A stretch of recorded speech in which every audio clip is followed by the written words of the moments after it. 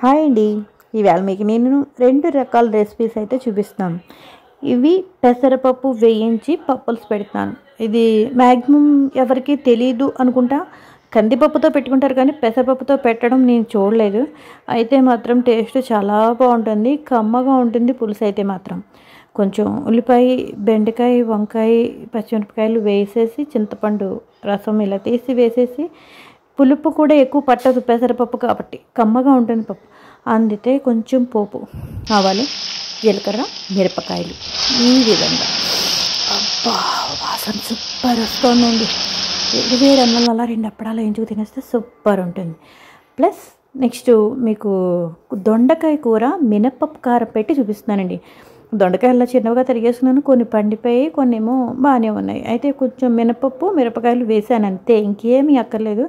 ఇవి ఉల్లిపాయ లేకుండా వండుకునే కూరలో ఇది ఒక రకం. ఇలా ఉల్లిపాయ అక్కర్ లేకుండా మినపప్పు కారం వేసి కూర వండేసుకుంటే చాలా బాగుంటుందండి, కమ్మగా ఉంటుంది. ప్లస్ పిల్లలు కూడా ఈజీగా తినడానికి బాగుంటుంది. మా కొంతమంది తినరు, దొండకాయ ఇష్టపడరు. అయితే ఈ విధంగా ఉంటే బాగానే ఉంటుంది అనమాట. అంటే దొండకాయ మినపప్పు కారం పెట్టి కూర చాలా సింపుల్గా అయిపోయింది కదా. 2 రెసిపీస్ ఈజీగా సింపుల్గా చేసుకునే పద్ధతిలో ఇవి ఈవేళ నేను చూపిస్తున్నానండి. ఎందుకో నాకు వ్యూస్ రావట్లేదండి.